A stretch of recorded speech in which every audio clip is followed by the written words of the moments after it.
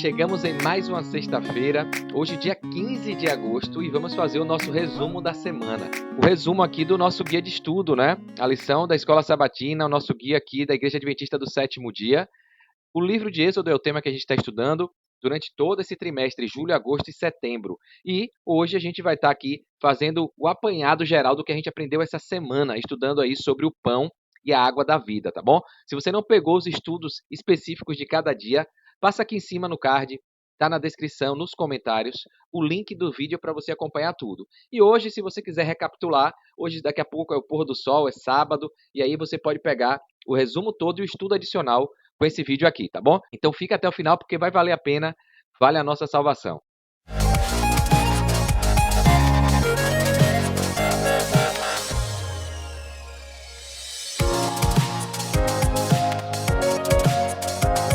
Bem, vamos lá então, né? Eu mudei mais uma vez de cenário, estou aqui novamente em Salvador, na casa do meu sogro, né? Tá chegando parentes aí da Europa, a gente veio para cá para confraternizar todo mundo junto. E aí a gente vai se adaptando, mas não pode deixar de fazer essa gravação aqui para compartilhar o meu estudo com vocês, tá bom? Vou compartilhar a tela como sempre eu faço para ficar visualmente melhor e aí você acompanhar comigo aqui. Prontinho? Então tá aqui sexta-feira, dia 15 de agosto, resumo da semana do nosso tema aqui que a gente pegou desde o sábado passado, o pão e a água da vida, né? Trouxe estudos bacanas aqui para a gente complementar do professor Gilberto Brasiliano, lição fácil é o estudo que ele faz, e aí eu pego aqui para a gente complementar, e também eu peguei o estudo, sempre eu gosto de pegar as aplicações do professor Cláudio Rui, lá da Associação Amazonense. Ele faz ali uma série de gravações descomplicando a lição. E aqui o professor Gilberto coloca o seguinte, ó, que estudo profundo e maravilhoso tivemos essa semana, considerando o pão e a água da vida. Foi mesmo, professor. Considerando a história do povo de Israel e olhando para Jesus, se declarando o pão e a água da vida. Mesmo na conturbada experiência do povo de Israel no deserto, podemos apreciar e tirar algumas lições que nos conduzem na direção do nosso Pai Celestial e que nos leva à submissão a Ele por amor e à obediência pelo temor santificado, reverente e, sobretudo, atrativo para os braços do Pai Celestial. Era isto que Deus queria do seu povo no deserto, fazendo por eles tantas maravilhas para que pudessem entender quanto amor e cuidados estavam envolvidos naquele resgate da escravidão egípcia para a liberdade em direção da terra prometida. Então, bacana aqui esse resumo. E ele coloca aqui, olhando Deus conduzir o seu povo do Egito para a terra de Canaã, podemos considerar que ele, hoje, nos conduz também, sua igreja, na direção celestial e nos proporciona ensinos baseados na experiência anterior do seu povo do passado, para que nossa vivência hoje seja pautada no amor a Ele e na gratidão da salvação conquistada na cruz do Calvário. Amém. Então, resumindo, é isso. Todas as histórias ali, tudo que está na Bíblia, ensinando para a gente não errar como povo, confiar e obedecer, mostrando a importância da obediência, né? A gente começou a lição falando do verso para memorizar, o verso áureo. Eu pego sempre essas ilustrações também do Infolição, o canal, o perfil aí no Telegram, muito bacana. E ele faz aqui, a gente viu a imagem que no sábado eu falei da interpretação da imagem, né? As dúvidas, os questionamentos, as perguntas que as pessoas têm, que os seres humanos têm, como ganhar a vida eterna, como viver eternamente, como viver de acordo com Deus, com a palavra de Deus, por que eu sofro, por que a morte, por que isso, por que aquilo. E todos os questionamentos são respondidos na Bíblia, na Torá, que está aqui em cima, que é a Bíblia, a palavra de Deus. Os 5 primeiros livros do Antigo Testamento que o povo de Israel seguia, estava tudo ali. E de forma simbólica, representando Jesus sempre ali presente como Criador, né, como intercessor. E muitas vezes representado de forma simbólica também, como o pão, como a água. Então a gente viu isso tudo aqui, né? E o verso está lá em Êxodo, capítulo 16, do verso 28 ao 30, foi o que a gente estudou durante toda a semana. Então o Senhor disse a Moisés, até quando vocês se recusarão a guardar os meus mandamentos e as minhas leis? Então é isso que Deus sempre quer, obediência ao que Ele pede. Vejam, o Senhor deu a vocês o sábado. Por isso Ele no sexto dia lhes dá alimento para 2 dias. Cada um fique onde está, ninguém saia do seu lugar no sétimo dia. Assim o povo descansou no sétimo dia. Então a gente viu aqui que um dos milagres, Deus dá um ensinamento sobre a guarda do sábado. Um mandamento que está esquecido, né? Eu conversando com o primo meu esses dias, ele falou, por que você diz que quem não guarda o sábado não vai para o céu? Aí eu falei, você acha que quem fica roubando, quem vive roubando vai para o céu? Aí a pessoa fala, não. Quem vive adulterando vai para o céu? Não. E por que quem transgride o sábado tem que ser um mandamento tal qual os outros. E a Bíblia fala que quem erra em um, erra em todos. Então as pessoas não roubam, não matam, não adulteram, não cobiça, né? Porque aí acha que é pecado. Agora o sábado que está lá o quarto mandamento, as pessoas, não, mas veja bem, aí era só para judeu, aí era só para Israel, aí era... Então as pessoas buscam mimimi, justificativas. É uma cegueira espiritual para não dar o dia que é de Deus, né? Então, Deus ensina isso aqui ao povo. A gente vai ver isso aqui na lição de hoje. Então, no sábado a gente faz um apanhado geral, uma apresentação do que a gente vai estudar na semana. A gente viu aqui o tema o pão e a água da vida. Após sair do Egito, o povo de Israel aprendeu que Deus é provedor. Aqui está o texto, a referência. Deus é juiz, então ele é justo e a justiça exige condenação de quem usa o livre-arbítrio de forma errada, de quem desobedece. Afinal, a lei que Deus criou lá no Éden, o salário do pecado é a morte. Se você desobedecer, você vai morrer. Coma de tudo, tem tudo aqui, só não coma dessa árvore aqui do conhecimento do bem e do mal, porque senão você vai morrer. E o ser humano vai lá e descumpre, desobedece. E aí, ele é justo juiz, diferente do que a gente está vendo hoje no mundo, da injustiça, da impunidade. E a impunidade, a falta de castigo, de um juízo para quem erra, gera corrupção. A impunidade é a mãe da corrupção. Ou seja, se a pessoa faz coisa errada e não recebe um castigo, uma punição, o errado passa a ser legal, porque é o atalho, parece que é o mais gostoso, né? É o que parece mais fácil. Então, Deus é justo juiz. E Deus é legislador, né? Muito bacana isso aqui. Então a gente vê hoje o mundo descambando para a impunidade, pessoas defendendo a impunidade, defendendo o crime. Ah, um celularzinho pode roubar, ele é vítima da sociedade, bolsa criminoso, bolsa isso. Então a gente vê o sistema, o Estado, os governantes apoiando, participando de um sistema do crime organizado, o crime de colarinho branco, a gente está vendo aí, né? As milícias, as facções, então a gente está vendo, e eles têm representante em todas as esferas públicas, né? Escolas, faculdades, no poder legislativo, no poder judiciário e no poder executivo, os políticos aí, que são eleitos como prefeitos, como governadores e até como presidente, que a gente tem um ex-condenado aí, um descondenado, como as pessoas falam, pessoas criminosas, tem lei de ficha limpa, a gente vê que tem um jeitinho brasileiro, né? Infelizmente, não tem justiça aqui. As pessoas fazem o errado e não são punidas devidamente, né?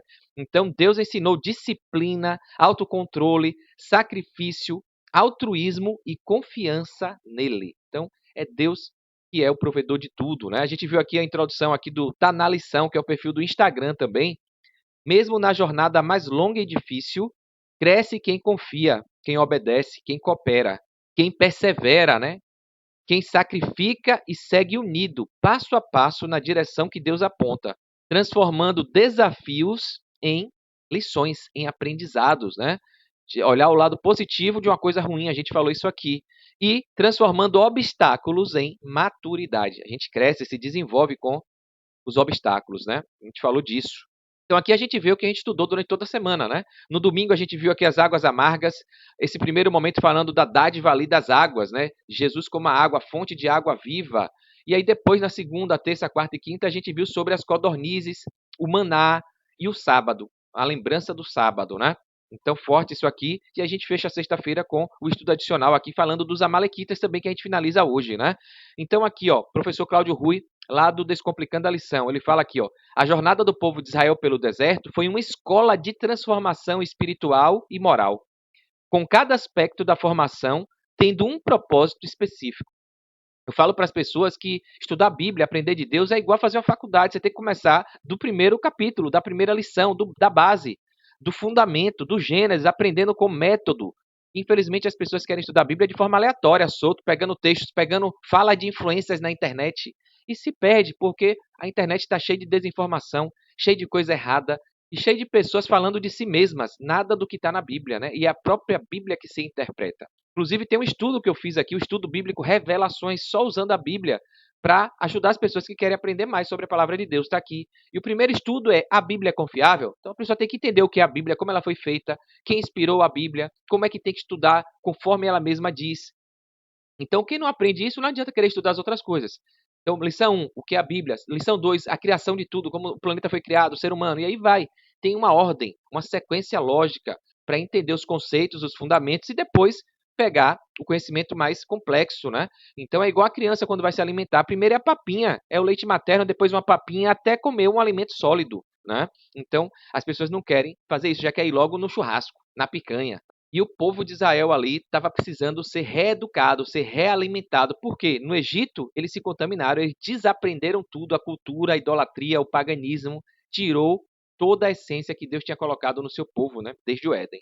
Então, haviam muitos obstáculos à frente durante toda essa trajetória aí do deserto, né? Era crucial que todos permanecessem juntos, cooperassem como comunidade e ajudassem uns aos outros. E o professor Cláudio Rui fala aqui, ó, que grande parte do crescimento espiritual do povo dependeria de como eles enfrentariam esses desafios. Ou seja, Deus ia colocar provações ali para lapidá-los, igual Moisés foi lapidado lá durante 40 anos em Midian, né? Então, a coisa ia aumentando e Deus ia vendo se a pessoa aprendeu ou não, ou se ela ainda estava ali dura, de cabeça dura, né? Rejeitando, se rebelando, sem identificar quem é Deus. Então, eles precisavam confiar nas instruções do Senhor a cada passo. Dependência, é isso que Deus quer, relacionamento íntimo com a gente. E aqui o professor separa alguns aprendizados sobre a disciplina, né? A lei, a Torá, que eram os 5 primeiros livros, os Pentateucos, né? Gênesis, Êxodo, Levítico, Números e Deuteronômio. Era um sistema completo de organização da vida. E Moisés que escreveu esses livros. Deus chamou Moisés lá em Midian, quando ele foge do Egito, né? E começou a inspirá-lo a escrever o livro de Jó, depois Gênesis, e aí vai, né? A disciplina era essencial para viver em comunidade e refletir o caráter ordenado de Deus. E a gente está vendo esse mundo hoje totalmente indisciplinado, né? As pessoas passam pano nos erros, né? Não tem disciplina nenhuma, fazendo tudo o que quer, do jeito que quer. E quando tem disciplina, as pessoas falam, é exigente demais, é radical, né? Então, a gente está vendo, tem disciplina, não tem organização, não tem controle, né? Autocontrole, a fome, a sede e a espera trabalhavam o domínio dos desejos imediatos. E hoje o povo não tem esse domínio próprio, não tem, né? Consequência de um povo afastado de Deus. Tem até aquela máxima do mundo fitness aí, quem gosta de malhar, no pain, no gain. Sem sacrifício, sem ganho. É meritocracia, você sempre tem que fazer, que se esforçar para ter aquele resultado, aquele objetivo. Não vai sozinho cair do céu, né? Até aqui a gente vai ver que o maná caiu do céu, mas Deus deu ordens. Deus falou, olha, colha, pegue só essa quantidade certa para o dia, não acumule para o outro dia, no sábado não colha, então ele dá, mas ele pede a sua observância à lei dele, à regra que ele coloca. Senão você vai cair em punição, né? Então, é o poder divino, mas o esforço humano sempre, né? A obediência a ordens duras mostravam que seguir a Deus exigia abrir mão da própria vontade e dos interesses pessoais. E aqui a gente vai ver que muita gente não quer guardar sábado, não quer guardar os mandamentos, porque acham um peso, acham que vão perder alguma coisa na vida aqui, o tempo delas que poderia ser dado em outras coisas, em lavar o carro, em fazer uma feira, em estar com a família, em lazer, em estudar, em trabalhar para ganhar um dinheirinho. É ruim, eu vou ficar na igreja, vou ficar lendo a Bíblia. Deus pede que parece um sacrifício, mas na verdade é bênção, porque o corpo se regenera, se restaura, a mente fica limpa, a gente se conecta com o nosso Criador, o espírito fica alimentado e a gente começa a semana no domingo, que é o primeiro dia da semana, reenergizado. Então, parece sacrifício, mas é bênção, né? Então, só que as pessoas não enxergam isso. Altruísmo, viver no deserto exigia compartilhamento de recursos e ajuda mútua. E hoje a gente está vendo um egoísmo, todo mundo querendo só olhar o seu umbigo, né? No deserto ali, se não se ajudar, morre, né? Confiança em Deus. Não havia comida estocada, água encanada, nem segurança militar, só a promessa divina. A areia para tudo que é lado, não tinha água, não tinha comida, nada. E Deus que provia tudo. E tem gente que fala, né? Ah, eu vou obedecer a Deus, eu vou guardar o sábado e eu vou trabalhar como? Eu vou viver como? Né? Então, falta de fé, falta de confiança, né? E aqui a obediência, né, que perpassa por isso tudo. Deus deu leis específicas para todas as áreas da vida: leis morais, leis civis, leis sanitárias, de saúde, cerimoniais. E as pessoas não entendem, cada uma com a função. Algumas eram adaptadas para aquele contexto. Outras têm princípios eternos, né? É para o ser humano como raça humana. E outros são morais, refletem o caráter e a personalidade de Deus, e também são eternas, né? A fidelidade a essas leis moldava o caráter e protegia o povo da corrupção pagã. Aí, claro demais. Tem um exemplo aí de tudo. Aqui o professor fez uma tabelinha muito legal. A formação no deserto, uma escola de fato, como uma faculdade, como eu falei ali. Escola é para a gente aprender. né? Esquecer o que foi aprendido errado e aprender o certo. Então, ele fez um paralelismo aqui da formação no deserto do povo de Israel com a formação da gente hoje, no mundo de hoje, a igreja, a importância de congregar, de estar na igreja, né? Olha aqui o que ele fala, ó, área de crescimento, a questão de disciplina. No deserto, o que é que Deus ali colocou como escola, como instrumento para ensinar a disciplina? Horários para maná, a hora de pegar, as festas, os rituais, os sacrifícios e o descanso semanal. Disciplina, o sábado. Na igreja hoje, a gente tem a escola sabatina, onde a gente estuda, inclusive, diariamente a Bíblia, a lição, e é importante fazer isso, fazer o culto, cantar, orar, fazer jejum. Então, também tem os rituais que mostram que a gente precisa ser disciplinado se a gente quiser estar do lado de Deus. Horários fixos de culto, calendários litúrgicos, né? As programações. A gente tem na nossa vida hoje hora de sono, de dormir, hora de se alimentar. Então tem disciplina para tudo e as pessoas estão desregradas, né? E o propósito espiritual? Moldar o caráter pela constância e fidelidade. Muito bom isso aqui, né? Olha aqui a questão da área do crescimento do autocontrole. Lá no deserto, como é que Deus ensinou o povo a ter autocontrole? As restrições alimentares, testes com escassez e a paciência, pedindo para esperar. Vá, que eu vou mostrar lá na frente, né? Confie em mim que eu vou te dar. Então, paciência, né? Olha aqui na igreja hoje, prática do jejum, domínio de impulsos nos relacionamentos e na comunhão. O desejo carnal de querer se alimentar com a coisa que a gente sabe que está ali, veneno puro, açúcar demais, os animais imundos que a gente não se alimenta. Tem gente que só porque é gostoso, né, tem um saborzinho, um cheirinho, quer comer. A questão do sexo antes do casamento, da fornicação, né? A questão do adultério. Então, tem muitas coisas que, se não tiver autocontrole, Deus na frente, a pessoa sucumbe, né? Vícios, qualquer tipo de vícios, de jogos, de pornografia, de tudo, de bebida, de alimento. Tem gente que é viciada em chocolate, em açúcar, enfim. E qual é o propósito espiritual? Refinar a vontade, sujeitar o eu ao espírito, né? Uma coisa que eu falei com o irmão meu, ele estava viciado, eu falei, rapaz, isso faz mal, destrói o cérebro, superexcita os neurônios, as células nervosas, e ele todo dia, se eu não tomar um café, eu fico com dor de cabeça, o café preto, sem nada, sem açúcar, sem nada. O café, a cafeína, então hábitos, culturas que só destroem o corpo, e o corpo é templo do Espírito Santo, né? Tem que ter autocontrole. A questão do sacrifício. No deserto, Deus ensinou através da renúncia ao conforto do Egito, que era um conforto meia boca, entre aspas, porque eram escravos, né? Mas tinha um conforto porque era melhor do que no deserto. Era isso que eles questionavam. Você tirou a gente daqui para passar isso, lá era muito melhor, lá tinha panela de carne, lá a gente tinha um teto, né?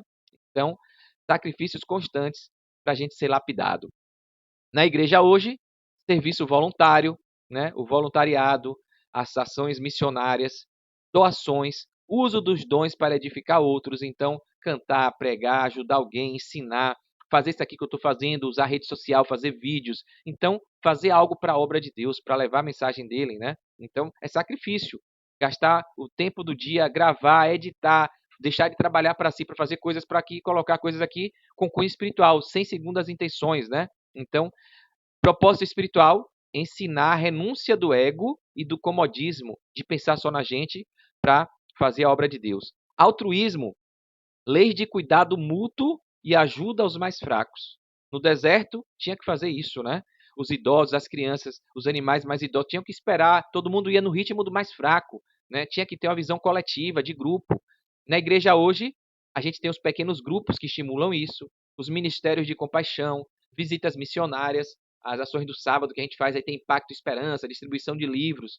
A própria Escola Sabatina, a nossa classe da lição da Escola Sabatina, né, é um pequeno grupo onde a gente ali confraterniza, almoça junto, faz o junto à panela, né, estuda a Bíblia juntos, troca experiências, pedidos. Então, amadurece a gente. Isso é altruísmo, se preocupa com o outro, as dificuldades do outro, né? Outro dia eu estava lá na classe, e tinha uma estudante com dificuldade para fazer mudança. Ela chegou na classe e falou, pessoal, depois aqui os homens podem ajudar a fazer uma mudança da minha casa. Vamos lá ajudar. Né? Eu não tenho dinheiro, consigo pagar um transporte. Aí juntou 4, 5 homens, foi lá, quem tinha carro, quem não tinha, e aí a gente ajudou a fazer a mudança dela. Então isso é altruísmo, né? Tornar o amor ao outro, ao próximo, visível na comunidade, né? Outro aprendizado lá, área de crescimento, confiança em Deus. No deserto, era a dependência de tudo, do maná, da nuvem que protegia de dia, que aquecia durante a noite, né? Então, na igreja hoje, como é que funciona? Vida devocional, oração intercessora, entrega de causas a Deus, né? Então, a gente tem esse paralelo aqui. E qual é o propósito? Ensinar a viver pela fé. Não pelo que a gente palpa, pelo que a gente pega, pelo que a gente vê, né? Como Tomé ali queria, né? O pessoal fala de São Tomé, que era o discípulo ali, né? E aí, só vou acreditar. Todo mundo falou que Jesus tinha ressuscitado e tal. E não, só acredito se eu pegar, se eu ver os furos na mão, se eu tocar. Então, a fé é acreditar naquilo que a gente não vê. Aquilo que parece que é impossível, né? É chamar a existência o que ainda não existe como se ela já existisse. E a fé é acreditar em Deus, tá bom?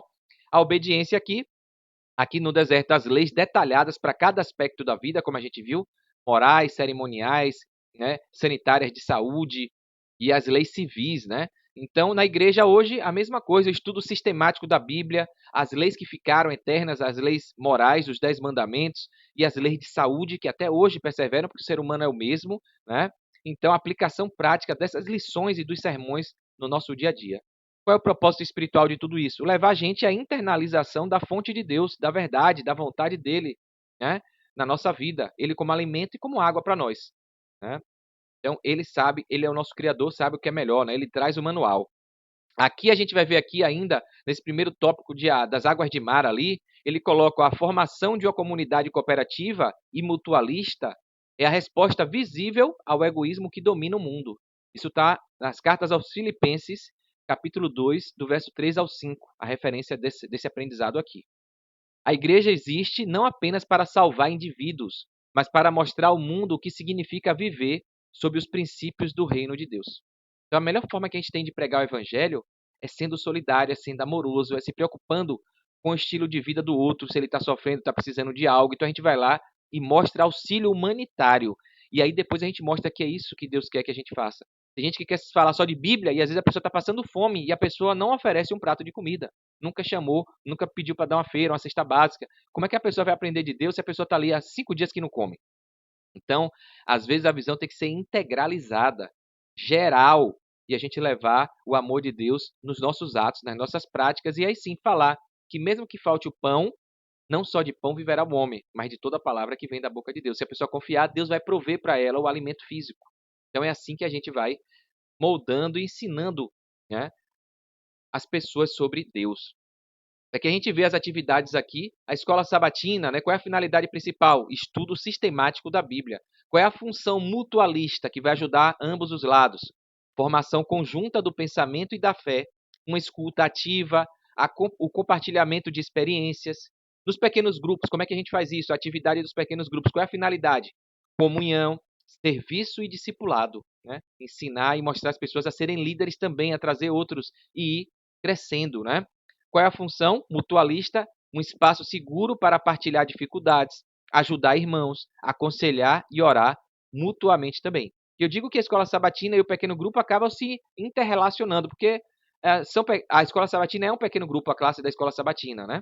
Então, a atividade do culto coletivo, principal finalidade, adoração a Deus como corpo, né? Igreja, corpo de Cristo. Louvar, adorar, exaltar a Deus. E a função, unificação de vozes, de espírito e fortalecimento identitário coletivo, glorificar o nosso Criador.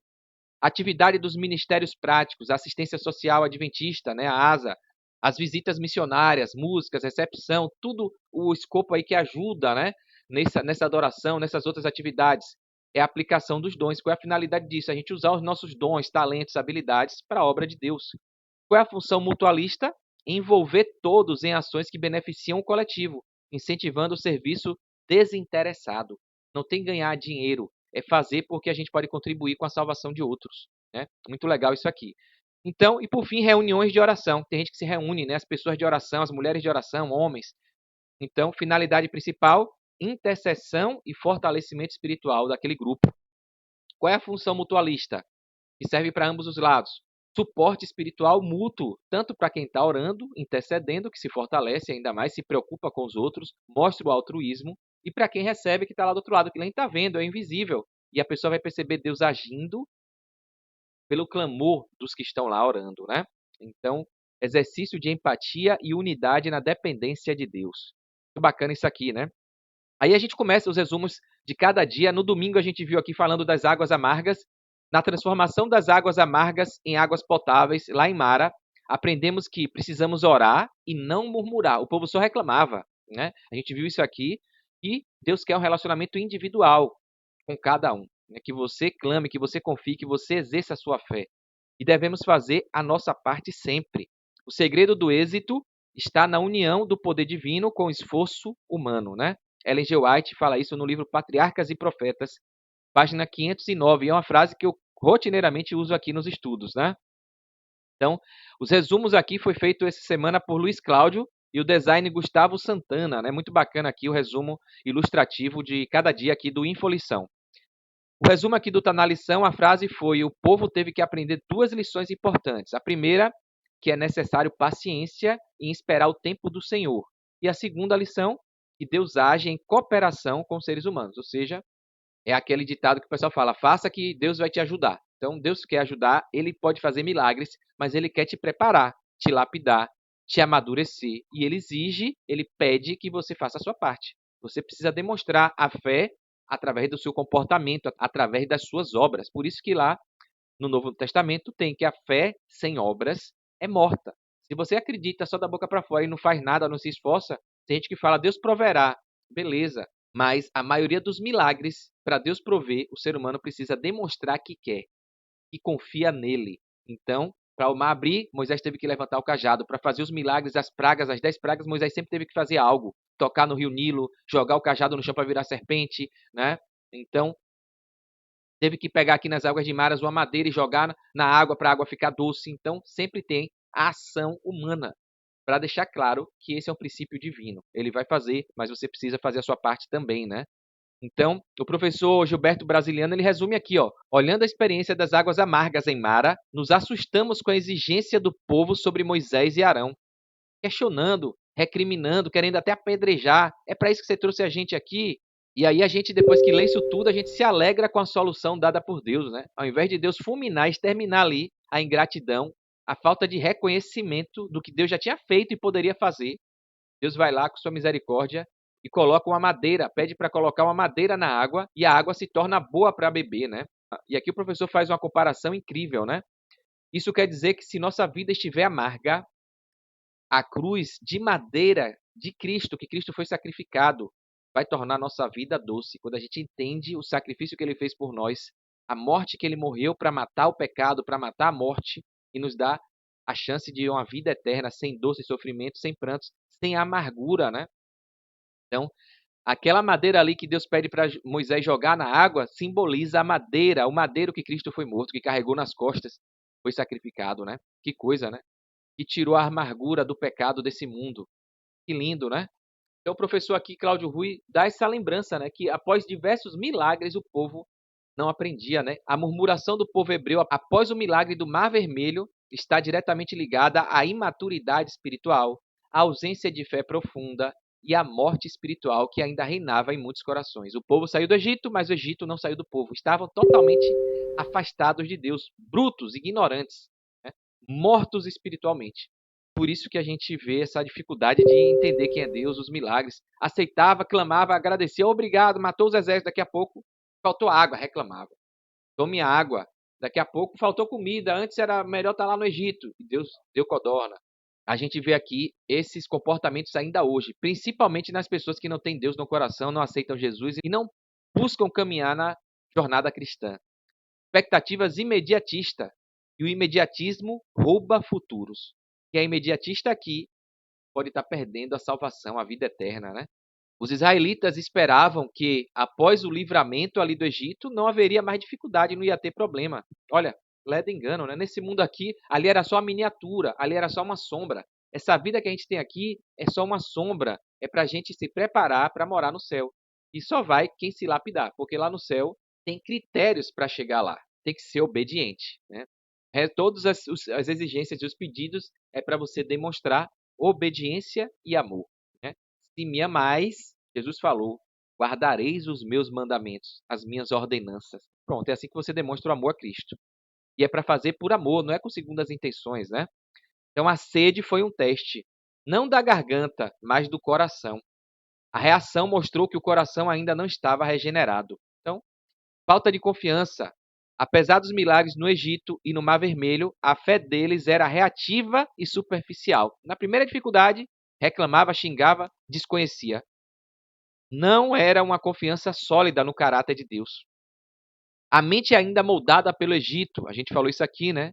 Eles haviam saído fisicamente do Egito, mas o Egito não saiu deles. O Egito vivia dentro deles, com sua lógica de murmuração, medo, dependência humana e idolatria do conforto, né? De um falso conforto. É o que eu falei. As pessoas se iludem tanto que vivem uma vida sem conforto nenhum, desconfortável, mas achando que está no conforto, né? É o minimalismo, a visão medíocre, né? Não pensa no melhor, ela lamenta ali pelo básico, pelo mínimo, né? Essa é a mentalidade da escravidão, de quem é escravo, né? Ou seja, ele se contenta, se conforma com nada, em sobreviver na pindaíba. É a visão escravocrata, né? É isso que as pessoas têm. E a gente vê isso hoje ainda nos governos de hoje, as pessoas escravizando a mente, o intelecto, as pessoas aí ganhando mixaria. Um dos piores salários mínimos do mundo é aqui no Brasil, né? E as pessoas ganham bolsa isso, bolsa aquilo e ficam dependentes, não procuram crescer. O Estado precariza a educação, evita que essas pessoas pensem em prosperar, em serem empreendedoras e em galgar caminhos maiores. Elas se acomodam com aquilo ali. Aquele ditado, farinha pouca, meu pirão primeiro. Eu prefiro ficar aqui ganhando essa bolsa do que ter que trabalhar, ter que estudar, ter que empreender. Então elas não têm sonhos, perdem a capacidade de sonhar, né? Isso já deixou a pessoa limitada, escravizada, né? Na mão de quem domina. Aqui ele fala da resistência ao processo pedagógico de Deus. O deserto não era um erro, era uma escola divina projetada para forjar a fé, criar dependência diária em Deus, desenvolver maturidade espiritual. Forte isso aqui, né? Eles resistiam a esse processo de pedagogia, de didática, da escola ali do deserto, que por sua vez estava ligado à morte espiritual. Essa resistência era porque tinham se afastado de Deus, né? A morte espiritual se manifesta por cegueira espiritual, não veem que a aprovação é parte do plano, tudo o que está acontecendo ali é para eles verem a bênção que Deus quer dar, falta de discernimento eterno, as pessoas só enxergavam a dor presente, só enxergavam o que estava ali na frente deles ali, não tinha interpretação do contexto, rejeitavam a liderança espiritual, os líderes que foram escolhidos por Deus, questionavam, conspiravam, culpando Moisés e rejeitando a Deus, né? Tinham visto os milagres do Egito, haviam atravessado o mar, mas seus corações não estavam purificados da incredulidade e do espírito de murmuração. Está lá no livro Patriarcas e Profetas também esse esclarecimento de Ellen White sobre aquele povo ali, né? Página 293. A murmuração é uma reação do ego ferido, que se vê frustrado porque Deus não seguiu o plano que ele esperava. Olha que forte. Tem gente que abandona a igreja, que abandona a fé, que não obedece os 10 mandamentos, porque em sua oração, em seu pedido, em seu clamor, pediu algo, né? Estava ali com o ego ferido, né? E por quê? Deus não deu aquilo que ela queria, que ela pedia. Foi diferente. E a pessoa não reconhece que se Deus não deu, é porque não seria legal para ela. Se Deus não deu, é porque Deus tem algo muito maior e melhor para ela. É isso que distingue o cristão que confia, grato, e daquele que está ali só querendo benefícios próprios, né? Só querendo que Deus se adapte ao ego dele, ao querer dele. Aqui a gente vê aqui ainda sobre as águas de Mara, né? Alguns símbolos e explicações aqui legais. As águas amargas eram um símbolo profundo de prova de fé e podem ser aplicadas diretamente à experiência cristã hoje. A amargura é o ponto onde Deus decide se seguimos por fé ou por conveniência do que a gente está vendo ali, né? O que significa as águas amargas de Mara? Aí o professor Cláudio Rui coloca aqui, ó. Logo após o milagre da libertação, o povo caminha 3 dias sem água, um limite físico e espiritual. A gente viu isso, né? Ao encontrar água em Mara, descobre que ela é imprópria para beber, é amarga. Em vez de confiar, o povo murmura. Em vez de eles falarem, não, Deus vai agir aqui. Falar com Deus, vamos orar a Deus. Ele pede para Moisés, eu até falei isso, né? Sempre esperando o líder. Não tinham protagonismo de ação individual. Moisés clama, Deus aponta uma árvore, símbolo messiânico da cruz, da madeira, né? Que ao ser lançada na água, torna doce. A gente viu isso aqui. A árvore lançada nas águas é o símbolo de Cristo, da morte de Cristo na cruz. A árvore que Deus mostrou a Moisés representava a cruz de Cristo, como está a referência em 1 Pedro, capítulo 2, no verso 24. Como eu disse aqui, né, a cruz que transforma nossas experiências amargas nessa vida em caminhos de cura e doçura, né? As lições. Nenhuma provação é insuportável se Cristo for lançado nela. A cruz é o ponto de transformação das crises. A obediência é o canal da graça. Que legal, né? Aplicações práticas para hoje, para a gente. Você está passando por crise financeira? Então, é uma amargura, né?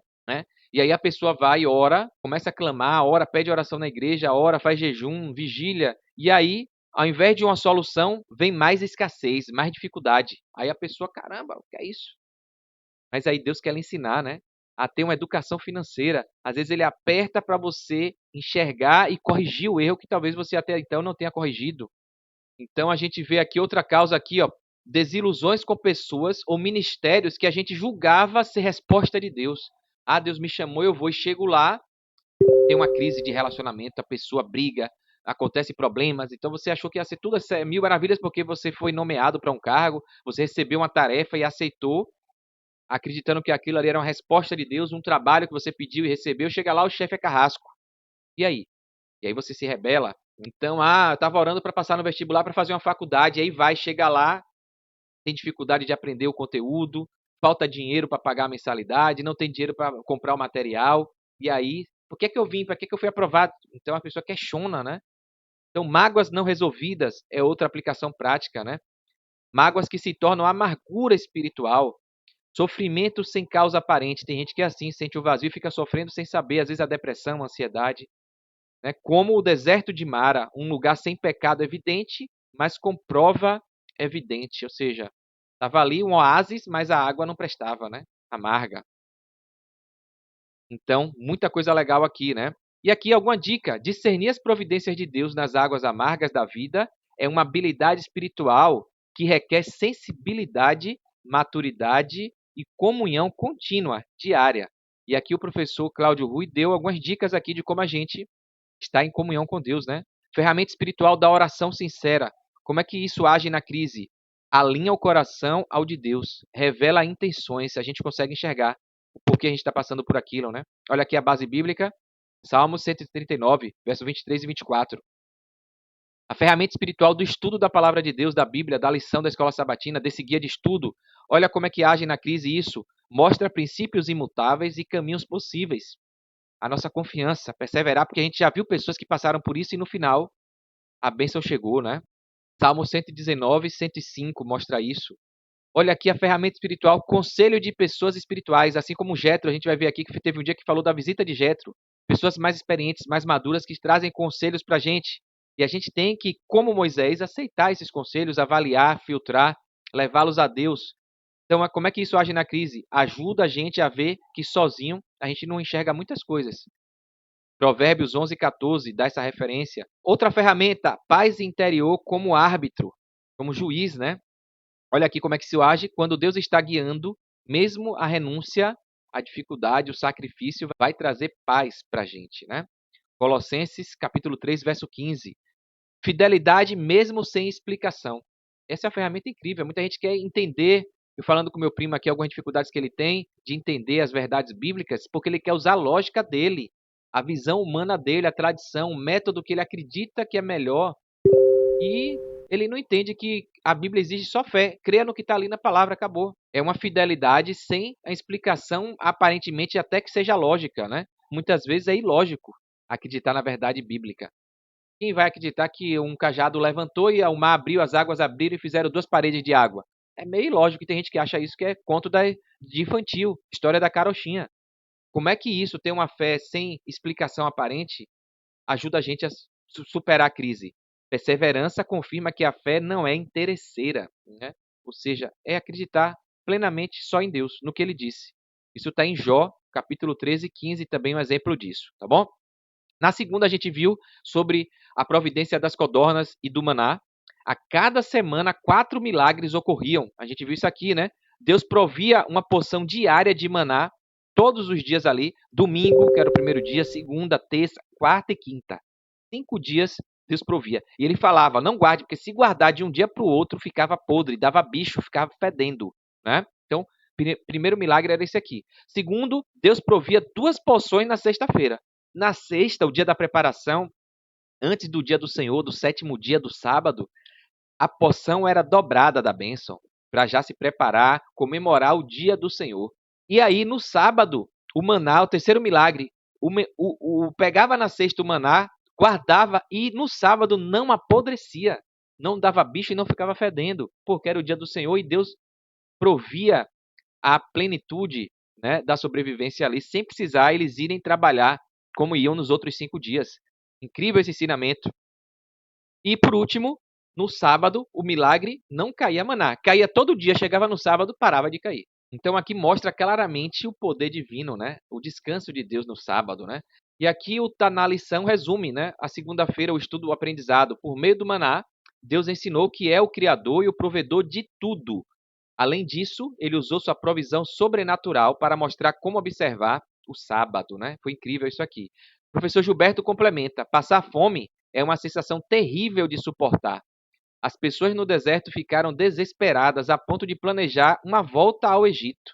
Deus supriu essa necessidade com o maná e com codornizes que invadiram o arraial e eles comeram até se fartar. Que lição para a nossa vida cotidiana, quando estamos tão ansiosos pelo alimento e Jesus nos diz: calma, vosso Pai Celestial sabe de tudo o que vocês precisam, acalmem-se. E a gente vê que depois em Números o povo é castigado, né? Muitos ali pelo ceticismo depois nem agradecem, Deus mata, né? As pessoas morrem de barriga cheia, porque não aceitaram Jesus, não acreditavam em Deus, não era grato. Então, aprendizado forte ali o povo de Israel precisou passar para que os filhos e netos pudessem ser lapidados e resgatar os valores e princípios que aquela geração ali já estava perdida, né? Cauterizada, né? Arraigada ali, difícil de entender. Então a gente vê aqui ainda sobre as codornizes, o símbolo da carne, né, da cobiça e do juízo. Eles queriam cobiçando, era lá a panela que era cheia de carne no Egito quando a gente era escravo, né? Então quem nos dará carne para comer? Então a gente viu tudo isso na segunda-feira, né? As codornizes vieram como resposta ao desejo carnal do povo. Não foi a fé, mas a cobiça.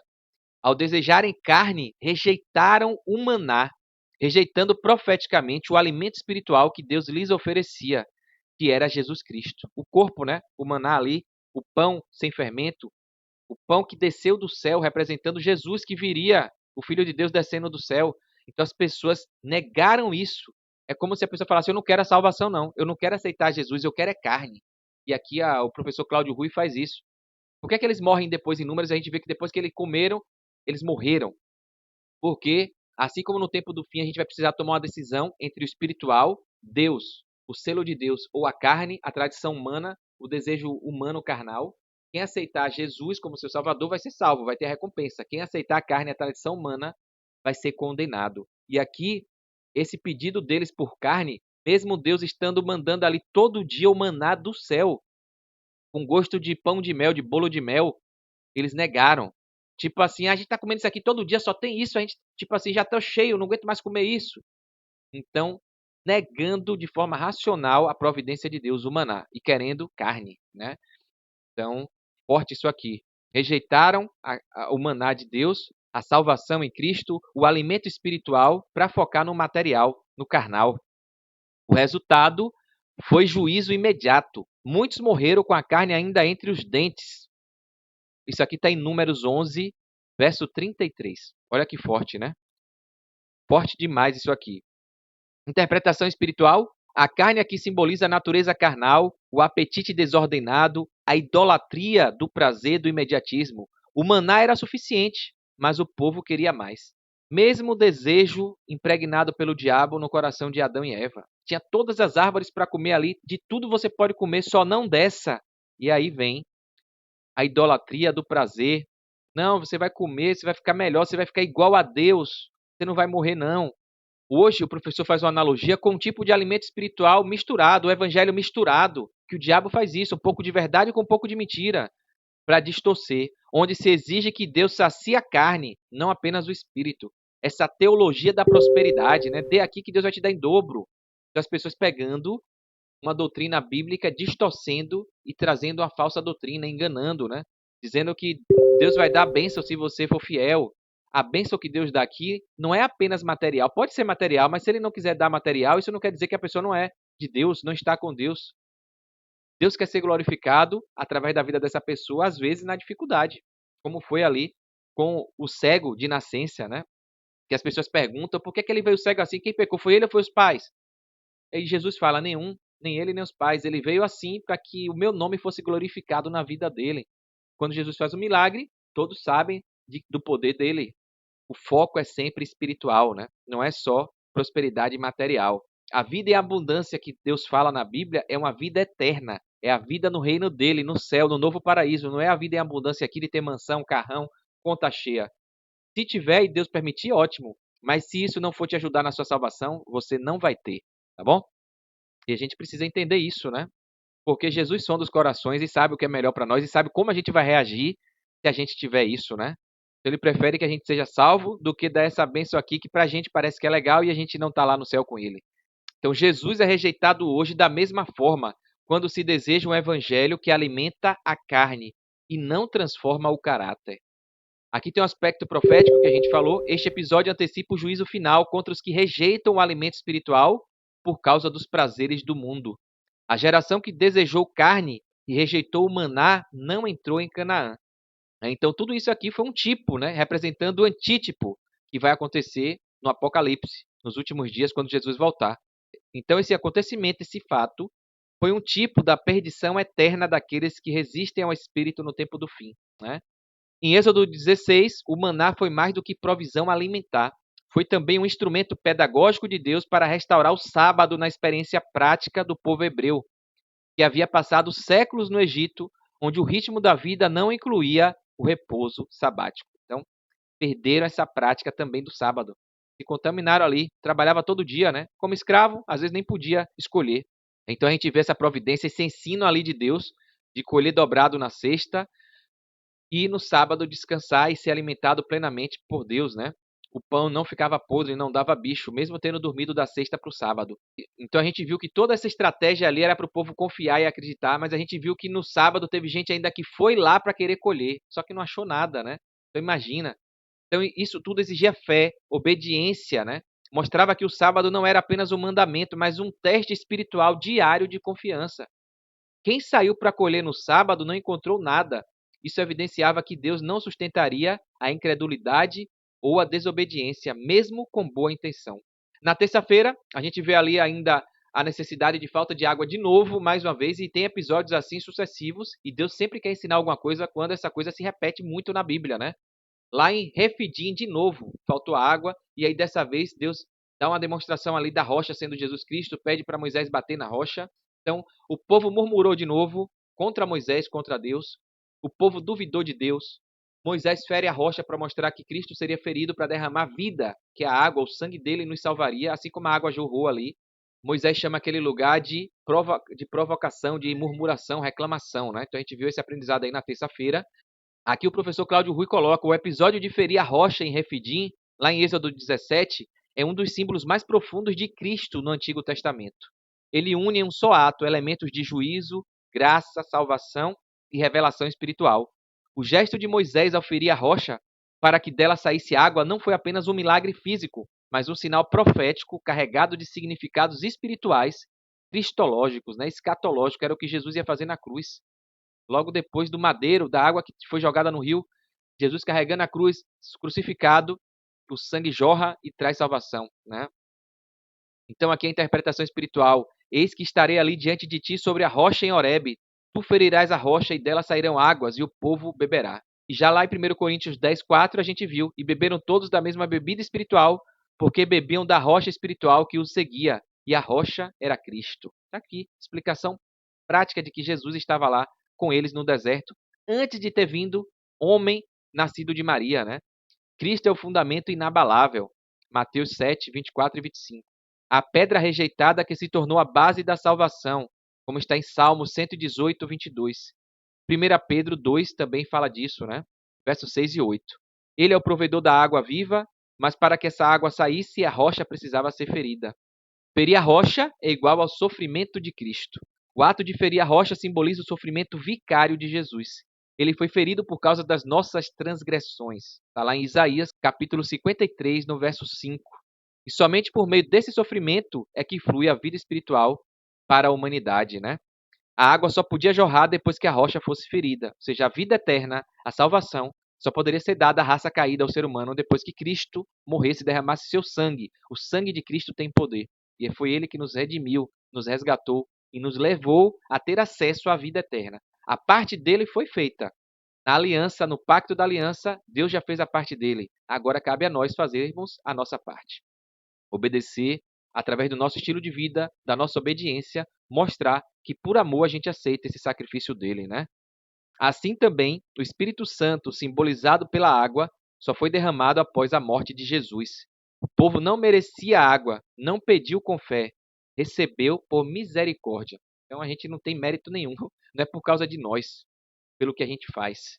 A gente viu aqui o exemplo do povo de Israel, indigno, murmurador, falta de fé, mas mesmo assim Deus traz a solução, né? A água é igual ao Espírito, a graça e a vida. Jesus se apresenta como fonte. Se alguém tem sede, venha a mim e beba. A gente viu isso, né? João 7,37. Esse milagre em Refidim não era apenas para matar a sede física, era uma declaração profética do Evangelho. Era Deus dizendo: vocês serão salvos. Não pela força de vocês, não pela obediência, pelo ritual, não é pela obra, né? De passar o sangue nos umbrais da porta, de fazer o sacrifício do cordeiro, de bater na rocha. Não é a madeira que é mágica e transformou a água em doce. Isso aqui é só para você demonstrar que você confia em mim. Mas tudo isso é pelo sofrimento de um inocente no seu lugar, do Filho de Deus, de Jesus. É Deus, pela sua misericórdia, se deu para salvar o ser humano. Esse é o Evangelho. Salvação pela graça, pelo mérito de Cristo. E aí, quem aceita isso demonstra nas obras. As obras é consequência de quem aceitou a salvação de Cristo, né? Então, complementos. Andam juntas ali, né? A graça, a fé e as obras. Esse é o Evangelho em forma de sombra. O ferido é Cristo, a água é o Espírito Santo, o povo sedento é a humanidade morta, a raça humana pecadora, e a misericórdia de Deus se revela mesmo sem merecimento. O episódio da rocha ferida em Refidim está intimamente ligado à morte espiritual dos hebreus. Eles não podiam confiar, não sabiam orar, não conseguiam esperar. Deus, então, responde com graça. Em vez de ferir o povo, fere a rocha. Que forte, né? Uma figura perfeita do Cristo que seria ferido por nossas transgressões, para que a água da vida fluísse até mesmo aos indignos. E Deus quer salvar a todos, a porta da graça está aí aberta para todos, até os que não acreditam em Deus, os ateus, os gentios, os ímpios, os maus, né? Agora, se a pessoa fizer a parte dela, se converter e aceitar, ela entra também, né? Quarta-feira a gente viu a visita de Jetro. Para mim foi um dia que mais teve aprendizado assim impactante para ajudar Moisés na liderança do povo. Era necessário homens, a descentralização do poder da liderança, confiar em outros, delegar funções, né? Ouvir o conselho do mais velho. Então, aprendizados assim incríveis, né? A gente viu aqui, ó, pessoas capazes de liderar. 3 características aqui para escolher pessoas para qualquer cargo de confiança, de liderança. Tanto na igreja como no trabalho, na escola, na faculdade, em casa, no lar, na política. Os nossos governantes, temente a Deus, pessoas confiáveis e pessoas honestas, que odeiam o ganho ilícito, desonesto, né? A gente viu isso na lição. É isso que a gente tem que olhar. Se todo mundo olhasse isso na hora de votar, a gente tinha um Brasil bem diferente, a Bahia bem diferente, né? Mas, infelizmente, a memória do povo é curta. A gente vê pessoas condenadas, processadas, realizando crimes, e a gente vê as pessoas apoiando, batendo palma, porque defendem o pensamento que eles gostam, a ideologia deles, né? O conselho de Jetro é útil para o povo de Deus em todos os tempos. O professor Gilberto Brasiliano coloca aqui, ó, a presença de Jetro no acampamento de Israel abençoou Moisés e o povo com seus conselhos inteligentes de delegar tarefa para os outros, a fim de que as decisões viessem do alto e para que Moisés tivesse um pouco de qualidade de vida. Outra lição forte, né? Às vezes a pessoa quer fazer tudo, até dentro da igreja, cheio de tarefas, de multifunções, e não cuida nem da família. Não descansa, vive esgotado. Cuidar da igreja, muitos pastores assim, né? Que os filhos estão fora da igreja e eles estão ali querendo salvar pessoas. Então, tem alguma coisa que não está batendo, não está legal, né? Então, tem que levar a Deus e procurar ter uma vida equilibrada, de forma que a sua família esteja integrada na sua missão. Essa é uma lição para quem trabalha para a causa de Deus em cargos de liderança e que precisa aprender a delegar e repartir sua carga com outras pessoas que Deus capacitará para a obra. Tem gente que fica apegado demais ao cargo e não quer dividir com medo de perder o cargo, de alguém ser melhor que ela, que ele. Então, e isso só traz dureza, dificuldade, inclusive sacrifícios que podem comprometer a própria salvação da família, né? Então, aprendizado forte aqui na quarta-feira. Na quinta, a gente viu aqui falando do símbolo do pão e da água, né? O tema da semana foi justamente esse, o pão e a água da vida. A história dos judeus traz muitas lições para a igreja em todos os tempos. Algumas são, a gente viu aqui que Deus manda tudo, água, manda alimento, comer o pão do céu, mas a incredulidade, a desobediência, o desejo carnal fez muitos deles perecerem no deserto, né? 1 Coríntios 10, 2 e 4. A gente vê aqui as riquezas saíram ali com os espólios, os despojos dos egípcios, prata, ouro, tecidos caros, finos, e tentaram a Deus. Zombaram, fizeram bezerro de ouro, a gente vê isso aqui. Só que, entretanto, contudo, todavia, a gente vê que alguns foram fiéis. Sempre tem os remanescentes. E é por esse que Deus continua sendo misericordioso, porque Ele quer salvar a todos, mas a gente sabe que o caminho largo não é que salva, é o caminho estreito. Muitos são chamados, mas poucos são os escolhidos, são os que perseveram, que obedecem a Deus acima de tudo e testemunham de Jesus, né? Pregam a mensagem, testemunham com seu exemplo prático de vida, né? A declaração de Jetro em Êxodo 18 carrega camadas teológicas e missiológicas profundas. E, de fato, há informações implícitas importantíssimas que nem sempre estão visíveis à primeira leitura, né? Então tem que ler, estudar, por isso que é bom estudar a Bíblia, não é só ler, passar uma vista na lição, né? Agora sei que o Senhor, olha o que Jetro fala aqui em Êxodo 18, agora eu sei que o Senhor é maior do que todos os deuses, porque na coisa em que se ensoberbeceram, se vangloriavam, foi sobre eles que Deus prevaleceu. Quando Moisés conta toda a história ali do que aconteceu, das pragas, de tudo, Jetro fala, agora eu sei que o Senhor é poderoso mesmo, que esse Deus é o Deus vivo, é o Deus de Israel, é o Deus que é o meu Deus, que eu quero servir, né? Então, a força do testemunho, né? Então, Jetro, um sacerdote de fora, reconhece que nenhum outro poder espiritual resiste ao Deus de Israel. Sua confissão é fruto do testemunho missionário de Moisés e dos atos redentores de Deus. Ele percebe que os deuses egípcios foram julgados exatamente naquilo que parecia ser a força deles: a natureza, a política, a religião, controle sobre a vida e a morte, né? O episódio mostra que o Êxodo tem um alcance universal. Ele é um chamado não só para libertar Israel, mas para anunciar que Yahvé é Deus, o Jeová, né? E aí vem uma aplicação aqui que o professor coloca. O que significa isso tudo para nós hoje?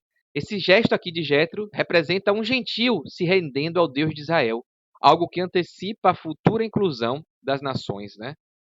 Forte demais. Já finalizando, na sexta a gente vê aqui os amalequitas, uma guerra que aconteceu ali e Deus livrando o povo. Eu vou colocar aqui para a gente ler essa parte aqui e finalizar. Então aqui a gente vê aqui, ó, no estudo de sexta-feira, o autor coloca, pouco depois do incidente com as águas, com o maná, os israelitas enfrentaram uma nova ameaça. Foram atacados por um povo agressivo e guerreiro, os amalequitas. Isso está em Êxodo 17, versos 8 até o 16, né? Os amalequitas não desconheciam o caráter de Deus nem sua soberania. Mas, mesmo sabendo quem era Deus, olha o que eles fizeram. Em vez de temerem, ousaram desafiar o poder de Deus. Os atos sobrenaturais realizados por Moisés diante dos egípcios foram um assunto de zombaria para o povo de Amaleque. E os temores das nações circunvizinhas pelo que Deus tinha feito ali com os egípcios eram ridicularizados por esse povo aqui. Olha que pretensiosos, né? Fizeram juramento pelos seus deuses que destruiriam os hebreus de modo que nenhum escapasse. E vangloriavam-se de que Deus de Israel seria impotente para resistir a eles. Não haviam sido ofendidos ou ameaçados pelos israelitas, ou seja, sem motivo nenhum. Seu ataque não foi motivado por qualquer provocação. Foi para manifestar seu ódio e desconfiança para com Deus que procuraram destruir o povo de Deus, os hebreus. Imagine. Quem faz isso sobra, né? Sem motivo nenhum. Deus não estava nem mexendo com eles, não, nem mandou. Às vezes fez curvas ali, como a gente viu, para não passar pelos filisteus, lá antes do Mar Vermelho. E esse aqui achou de ir brigar com Deus, ó. Essa é a punição, quem chega e quem vai mexer com a gente, se a gente estiver fiel a Deus. Os invejosos, as pessoas que vão ficar ali querendo atacar a nossa fé, Deus vai cuidar deles, né? Os amalequitas eram pecadores insubordinados já por muito tempo, e seus crimes demandavam a vingança divina. Contudo, em sua misericórdia, Deus ainda estava mantendo eles ali, chamando para o arrependimento. Só que quando, porém, os homens de Amaleque caíram sobre as cansadas e indefesas fileiras de Israel, agredindo o povo de Deus, selaram a sorte de sua nação. Ellen White fala isso no livro Patriarcas e Profetas, página 251. Sobraram, né? Deus deu a vitória ao povo, né? E a gente vê depois a explicação que quando Moisés ficava com o braço aberto, erguido, o povo vencia. Quando o braço caía, os amalequitas ganhavam. E aí chegou Arão, chegou o pessoal para segurar o braço de Moisés no alto. E aí ficou ali, botou Moisés para sentar, até que o povo de Israel venceu, né? Então, Demonstração de que Deus sempre vai estar ali para fazer, mas ele pede um esforçozinho nosso para mostrar que a gente tem que estar obediente, confiando nele, sabendo que é ele que está lutando por nós, não é os nossos esforços, né? Forte isso aqui. Para finalizar, Ellen White aqui o comentário, ela dá alguns esclarecimentos também, ela coloca, Deus olhou com tristeza para a indiferença que aqueles que havia criado demonstravam em relação às questões da eternidade. Então, cria o povo, faz milagres, e Deus fica triste com isso, porque ele quer salvar a todos, né? Mas a criatura que ele criou à imagem e semelhança dele escolhe usar o livre-arbítrio de forma errada, rebelar-se contra ele. Ele desejava tanto que pudessem ser participantes da vida eterna, que enviou seu Filho unigênito para que todo aquele que nele crê não pereça, mas tenha vida eterna. Né? Cristo é o Criador do universo, pois nele foram criadas todas as coisas no céu, sobre a terra e o universo. E tudo ali no Velho Testamento, toda essa história no deserto, lembrava Cristo. Levava a Cristo, ao plano da salvação, ao Evangelho, a gente viu isso. Então Ellen White fala aqui, aqueles que comem a carne do Filho do Homem e bebem o seu sangue, tornam-se agentes consagrados por meio dos quais Deus pode trabalhar. Mas este pão só pode ser concedido aos humildes de coração. Assim diz o Senhor, o céu é o meu trono e a terra é o estrado dos meus pés. Que casa, então, vocês poderiam construir para mim? Ou que lugar para o meu repouso? Porque a minha mão fez todas essas coisas, e todas vieram a existir, diz o Senhor. Mas eis para quem olharei, para o aflito e abatido de espírito, e que treme diante da minha palavra. Isso está em Isaías 66, verso 1 e 2. Quanto mais humilde for o nosso espírito, menos o nosso ego, será exaltado. Mais profundo será nosso interesse pelas coisas da eternidade. E com mais eficácia, Deus poderá nos usar como canais de bênção. Amém, né? Muitos estão famintos hoje, sem forças, porque, em vez de se alimentar do pão que desceu do céu, de Cristo, querem encher suas mentes com coisas de menor importância. Querem a carne do Egito. Mas, se o pecador se alimentar do pão da vida, será regenerado e restaurado. O pão enviado do céu infundirá nova vida em suas energias enfraquecidas. O Espírito Santo lhe revelará as coisas de Deus, e se ele as receber, seu caráter será purificado de todo egoísmo, refinado e preparado para o céu. Olha o que ela fala aqui, ó. Aos descuidados, aos indiferentes, aos despreocupados, aqueles que estão à beira da ruína, Cristo diz: abra a porta do seu coração, permita a minha entrada e eu farei de você um filho de Deus. É aquela clássica mensagem, né? Eis que estou à porta e bato. Se você abrir, eu entrarei e cearei contigo, né? Jesus fala que eu transformarei sua natureza fraca e pecaminosa na imagem divina, dando-lhe beleza e perfeição. Amém, né? Forte demais. Aprendizado incrível essa semana. Para a gente finalizar, mais um slidezinho aqui, falando da aterrissagem que a gente chega. Onde é que a gente chegou com todo esse estudo, né? Tá aqui, ó, na meditação Vidas que Falam, de Ellen White, ela coloca: a história da vida de Israel no deserto foi registrada para o benefício do Israel de Deus até o final do tempo. A gente falou isso em um dos dias aqui. Para a gente hoje aprender o registro do trato de Deus aos errantes no deserto, aos pecadores, aos indignos, aos que não mereciam, em todas as suas marchas, de um lado para o outro, em sua exposição à fome, sede e cansaço, e nas notáveis manifestações de poder em auxílio deles, acha-se repleto de advertências e instruções para o seu povo em todos os tempos. A experiência variada dos hebreus era uma escola preparatória para o seu lar prometido em Canaã. Tal maneira como a gente hoje está sendo preparado na escola da vida para ir morar nas mansões celestiais. Muitos olham para os israelitas daquele tempo e se admiram de sua incredulidade e murmuração, achando que se tivessem estado lá atrás, fariam diferente, seriam melhores, né? Não teriam sido ingratos. E aí fica a pergunta, será? É fácil, né? Olhar os outros e apontar os erros e dizer que eu faria melhor. E será que a gente está fazendo melhor hoje quando essas adversidades sobrevêm a gente? Olha o que Ellen White fala. Quando sua fé é provada, mesmo com pequenas aflições, a maioria das pessoas não manifestam maior fé ou paciência do que o povo de Israel ali no deserto demonstrou, né? E aqui o professor finaliza. Encerramos o estudo olhando para a experiência do povo de Israel e evitando os erros do passado. Não será fácil, mas se estivermos em conexão com o Espírito Santo, faremos a vontade divina e nossa experiência na vida cristã será a melhor possível. Jesus até se oferece para tirar nossa sede, nossa fome e nos fortalecer para essa caminhada. Graças a Deus por isso. Então é isso, a gente vai ficando por aqui. Um vídeo mais longo. Dia de sexta sempre fica um pouquinho maior, porque é a recapitulação da semana toda e tem ainda o estudo adicional, mais aprendizado. Então, eu espero que você tenha gostado. Coloque isso em prática na sua vida. Se prepara para o sábado. Obedeça a Deus. Ele só quer obediência da gente. Disciplina. E Ele vai fazer o resto, vai cuidar de tudo que a gente acha que às vezes é até impossível, tá bom? Então, a gente vai ficando por aqui. Se você gostou, curta aqui esse vídeo, comenta o que é que você achou, qual foi o melhor aprendizado que você teve. Deixa aqui para a gente saber aqui o que te impactou. Para mim, foi a lição da visita de Jetro. E para você? A gente se encontra amanhã, se assim Deus permitir. Quando você curte, comenta, se inscreve aqui no canal. Tem muita gente que assiste e não se inscreve. Clica aí para se inscrever, clica no sininho, porque isso ajuda o YouTube a mandar esse conteúdo para outras pessoas também. Mostra que o canal, que o vídeo está sendo relevante. Então, dá essa força aí, dá essa moral, não custa nada. E é uma forma que você tem de agradecer a gente por esse tempinho aqui, tá bom? Então, desde já, um ótimo sábado. Deus abençoe você e a sua casa. Um forte abraço, sucesso e fique com Deus.